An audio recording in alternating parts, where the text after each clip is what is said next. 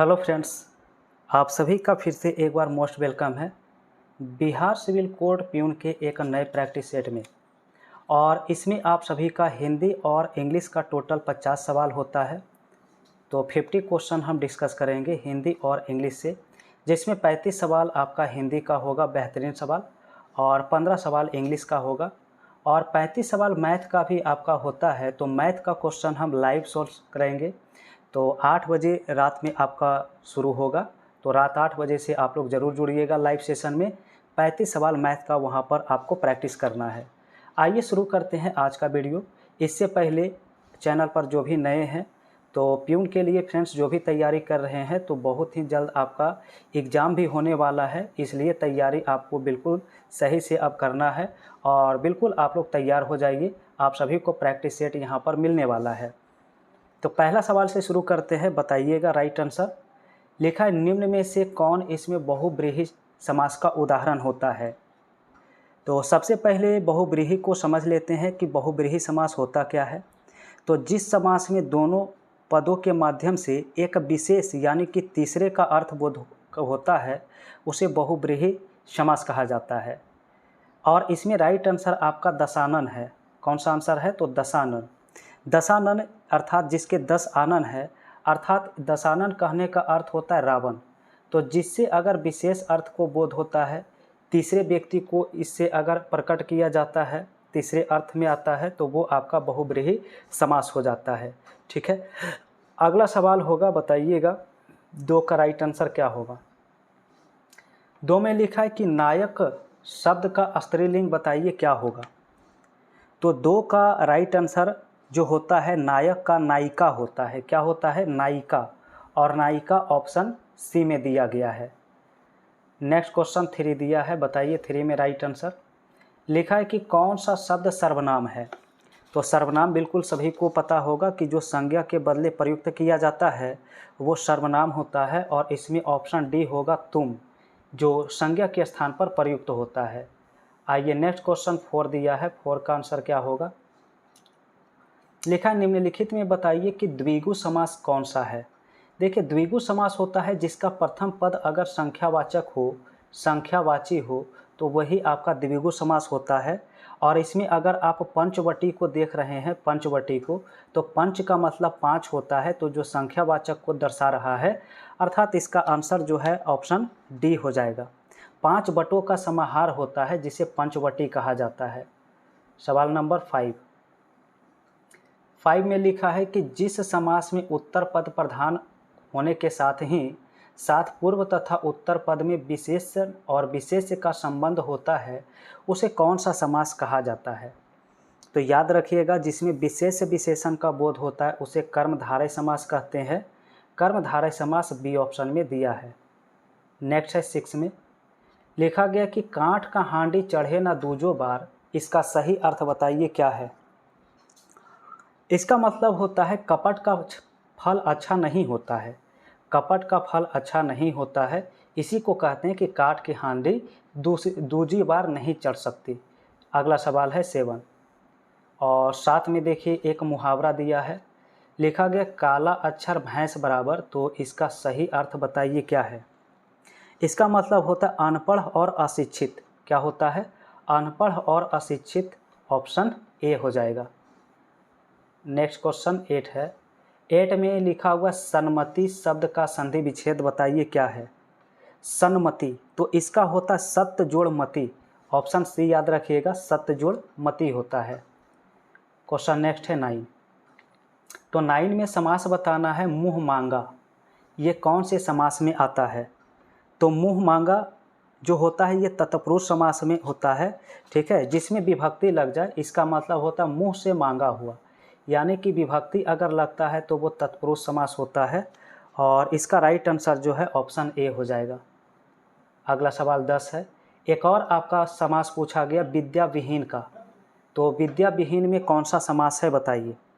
इसका मतलब होता है विद्या से विहीन, अर्थात इसका भी आंसर तत्पुरुष समास हो जाएगा। आंसर डी करेंगे राइट आंसर। चलिए अगला सवाल 11 आ चुका है। लिखा गया किरण का पर्यायवाची शब्द बताइए क्या है। किरण, तो 11 का आंसर क्या होता है। किरण का होता है, याद रखिए रश्मि भी होता है, मयूख भी होता है, मरीचि भी होता है, तो इसका आंसर ऑल हो जाएगा। उपयुक्त में से सभी उत्तर हो जाएगा इसका, ठीक है।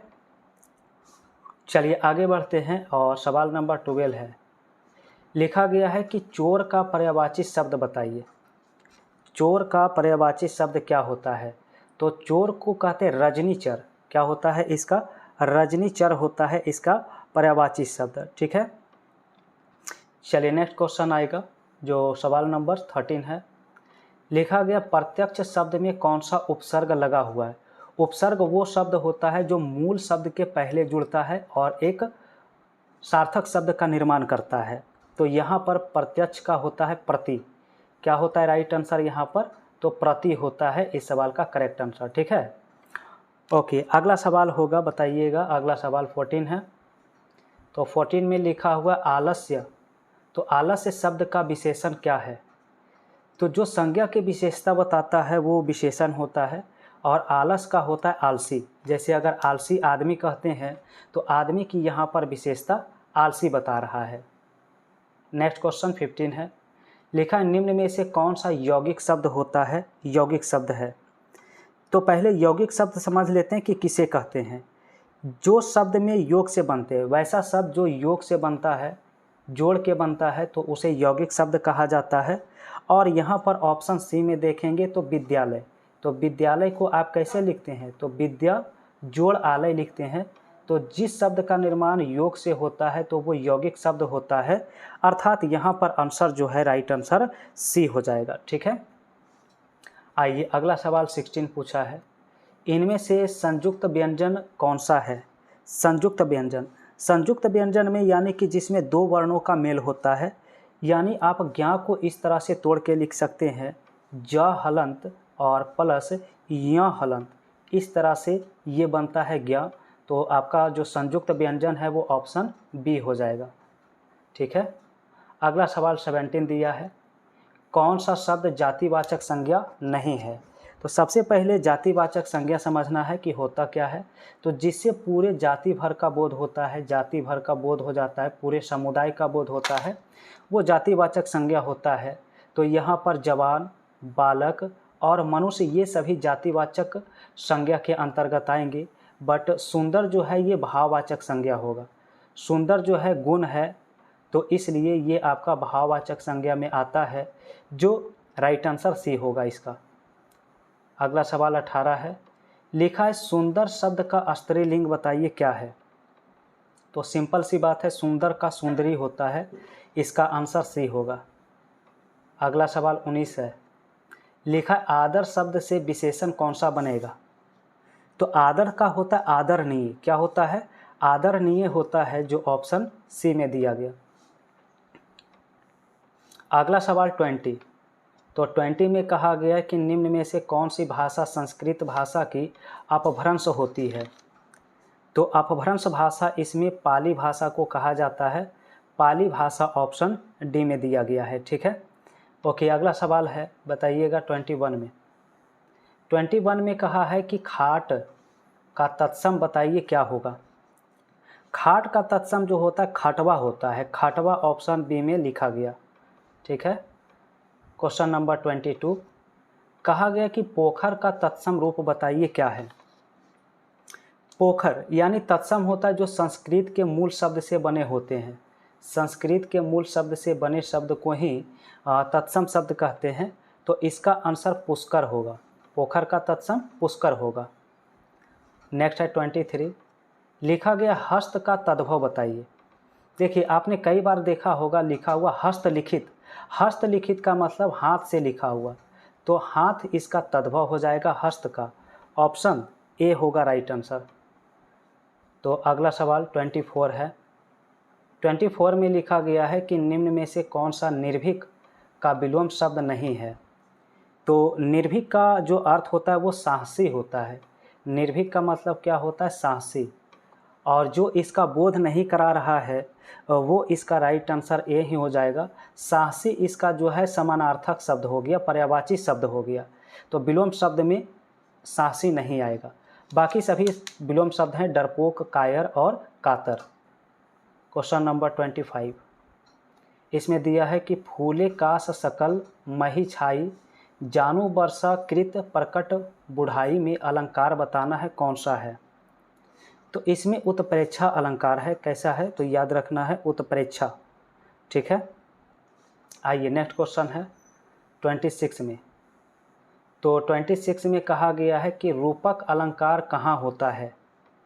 रूपक अलंकार वहाँ होता है जिसमें उपमा उपमान का अभेद में, उपमेय अपमान उपमान के अभेद में होता है।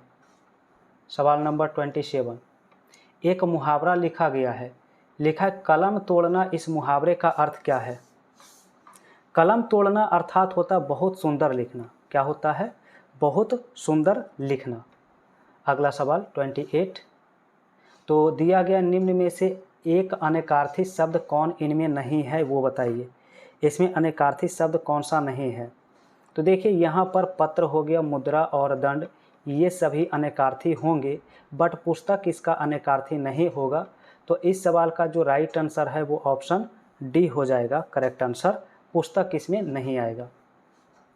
सवाल नंबर 29, लिखा हुआ है शांत रस का स्थायी भाव बताइए क्या है शांत रस का। तो इसका आंसर होता है निर्वेद। निर्वेद इसका अस्थायी भाव है। अगला सवाल 30, तो क्वेश्चन है कि शीत ऋतु में होने वाली वर्षा के लिए एक शब्द बताइए। जो शीत ऋतु में वर्षा होती है तो उसे महावट कहा जाता है। इसका आंसर डी हो जाएगा महावट। अगला है 31, लिखा गया मानव जीवन में किसका सर्वोच्च स्थान होता है इनमें से। तो मानव जीवन में जो सबसे सर्वोच्च स्थान होता है वो बुद्धि का, बुद्धि का सर्वोच्च स्थान होता है। अगला है 32, तो 32 में देखिए लिखा है निम्न में से किसका निर्माण बुद्धि के प्रयोग के द्वारा हुआ है। तो 32 का आंसर जो है, 32 का आंसर डी होगा, ऑल हो जाएगा उपयुक्त में से सभी का। ठीक है, चाहे वो आपका हवाई जहाज है, अंतरिक्षयान है, उपग्रह, इन सभी का निर्माण बुद्धि से ही हुआ है।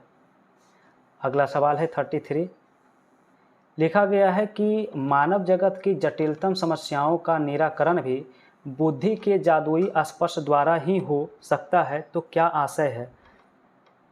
तो 33 का आंसर डी होता है, इसका भी उपयुक्त में से सभी।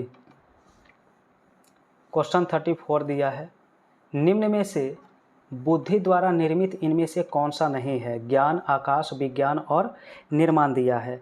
तो इसमें आकाश का निर्माण बुद्धि के द्वारा नहीं हुआ है, तो इसलिए बी ऑप्शन सही होगा। नेक्स्ट है 35, लिखा है निम्नलिखित में कौन सा उपयुक्त अपठित का शीर्षक होगा। तो 35 का आंसर बी होगा बुद्धि। ठीक है, क्या हो जाएगा, राइट आंसर बुद्धि होगा। तो ये था 35 सवाल हिंदी का। अब आपका इंग्लिश लैंग्वेज का 15 सवाल आएगा। तो आइए इंग्लिश लैंग्वेज का पहला सवाल 36 दिया है, लिखा select the incorrectly spelled word, यानी इनमें से एक स्पेलिंग इनकरेक्ट है, तो आंसर बताइए कौन है। तो डेंटिस्ट का मीनिंग लिखा हुआ इसमें गलत है। ठीक है, डेंटिस्ट का सही स्पेलिंग जो होता है वो नोट करेंगे, वो होता है DENTIST, TIST इस प्रकार से होता है। अगला सवाल 37, तो 37 में देखिए वन वर्ड सब्स्टिट्यूशन पूछा है। क्वेश्चन है अ बुक और पेपर रिटेन इन हैंड, यानी कि जिसे हाथ से लिखा गया हो तो उसे क्या कहते हैं, उसे मैन्युस्क्रिप्ट कहा जाता है। हस्तलिखित कहते हैं, मैन्युस्क्रिप्ट कहते हैं। ठीक है, अगला सवाल 38, लिखा गया है कि चूज द साइनो अपेरेंट का। तो अपेरेंट का अर्थ जो होता है वो याद रखेंगे स्पष्ट होता है। इसका अर्थ होता है स्पष्ट। और इसका अगर देखा जाए साइनो स्पष्ट किस ऑप्शन में है, तो यहाँ पर आपका ओबियस जो दिया है, ओबियस का मतलब भी क्या है, स्पष्ट है। तो इसलिए बी ऑप्शन इसका सही होगा। चलिए अगला सवाल 39 है, बताइएगा। क्वेश्चन में दिया है I gave him a pen change into passive voice. तो इसका पैसिव वॉइस का बनेगा 39 का बनेगा passive voice option A, a pen was given to him by me. इस तरह से आंसर ए आएगा। सवाल 40 है, लिखा गया from word by adding ence as suffix, यानी एंस सफिक्स से इनमें से कौन सा वर्ड बनेगा ये बताना है। तो 40 का सही आंसर जो है ऑप्शन डी होगा एक्सेप्ट में। तो एक्सेप्टेंस बन जाएगा। एक्सेप्ट में अगर आप इसे जोड़ते हैं तो ये क्या बन जाएगा, एक्सेप्टेंस बन जाएगा। अगला सवाल है 41 और इसमें क्या लिखा है, find the predicate in the sentence.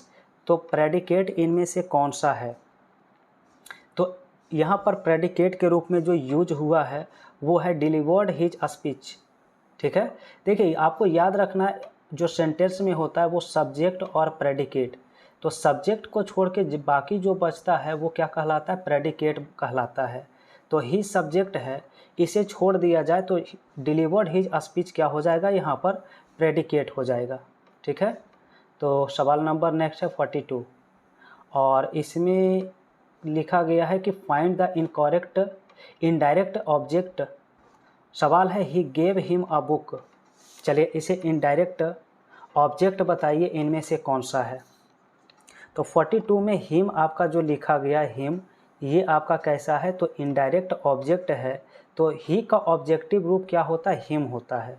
ही का ऑब्जेक्टिव केस में अगर यूज करते हैं तो क्या बनता है, हिम होता है। सवाल नेक्स्ट है 43 और इसमें एक फिलर्स है, लिखा you need the seminar. You need seminar. तो नीड के साथ जो प्रीपोजिशन आता है वो आपको याद रखना है, नीड टू होता है। ठीक है, और यहाँ पर चूँकि टू तो है नहीं तो you need attend the seminar, आपको अवश्य सेमिनार को अटेंड करना चाहिए। तो इस ऑप्शन के अनुसार जो है सी राइट आंसर होगा। क्वेश्चन आपका अगला है 44। तो 44 में देखिए फ्रेंड्स लिखा है you dash a mistake in your speech. तो मिस्टेक के लिए जो है मेड शब्द का यूज किया जाता है। यहाँ पर जो राइट आंसर होगा वो ऑप्शन ए होगा, यू मेड अ मिस्टेक। तो किस रूप में यूज होगा, ऑप्शन ए के रूप में। सवाल नेक्स्ट है 45, लिखा गया to beat a retreat means. तो to beat a retreat means मतलब होता है हड़बड़ाहट में भाग जाना। क्या होता है, हड़बड़ाहट में भाग जाना। और रन ऑफ का मतलब होता है भाग जाना। रन ऑफ का मतलब होता है भाग जाना। तो आंसर इसका बी ऑप्शन होगा। सवाल नंबर 46, चलिए इसमें अपोजिट वर्ड बताना है, अपोजिट वर्ड और सेफ का बताना है। तो सेफ का मतलब क्या होता है, सुरक्षित। सेफ का मतलब होता है सुरक्षित।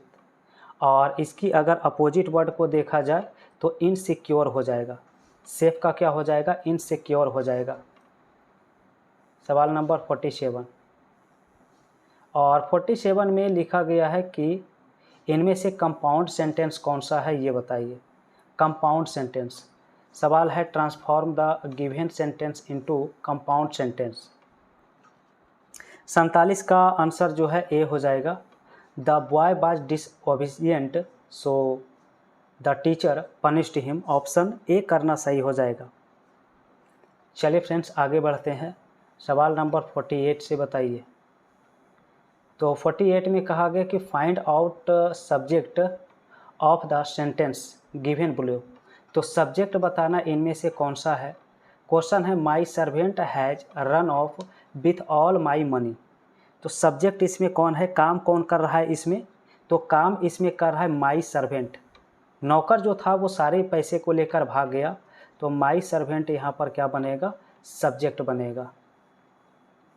क्वेश्चन 49 दिया है, इसमें एक फिलर्स है, लिखा मेक हे वाइल द सन। और साइन सन के साथ यहाँ पर जो यूज होगा तो आप याद रखेंगे यूनिवर्सल ट्रुथ होता है कि सूर्य चमकता है। सूर्य क्या होता है, चमकता है। तो यहाँ पर साइंस हो जाएगा, सन साइंस। तो यूनिवर्सल ट्रुथ के लिए हम लोग सिंपल प्रेजेंट टेंस का प्रयोग करते हैं और सिंपल प्रेजेंट टेंस में V5 का यूज किया जाता है। तो यूनिवर्सल ट्रुथ जो होता है सिंपल प्रेजेंट टेंस में होता है। और आज का अंतिम सवाल है, सेट का अंतिम सवाल 50 है। तो लिखा गया है he is reading a book change into passive voice. इसे पैसिव वॉइस में बदलिए। तो he is reading a book. चलिए पैसिव वॉइस में चेंज करने पे क्या उत्तर आएगा इसका कमेंट करिए।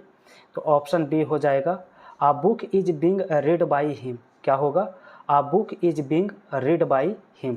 तो फ्रेंड्स ये था 50 क्वेश्चन आप सभी का बेहतरीन। तो आप लोग कमेंट बॉक्स में बताइए आप सभी को वीडियो कैसा लग रहा है। अगर पसंद आ रहा है तो वीडियो को लाइक करिए, शेयर करिए और मैथ के सेशन में भी ज़रूर जुड़िए, जहां पर 35 क्वेश्चन हम डिस्कस करने वाले हैं और वो समय आपका रात 8 बजे से होगा। तो वहां पर लाइव आप सभी को जुड़ के अपना प्रैक्टिस मैथ का करते रहना है, ठीक है। और ये हिंदी और इंग्लिश का क्वेश्चन आपको रिकॉर्डेड फॉर्म में प्रतिदिन मिलता रहेगा, ठीक है। तो फ्रेंड्स, चैनल पर जो भी पहली बार जुड़ रहे हैं, नए हैं, आप लोग चैनल को सब्सक्राइब करके बेल आइकन की घंटी प्रेस कर लीजिए।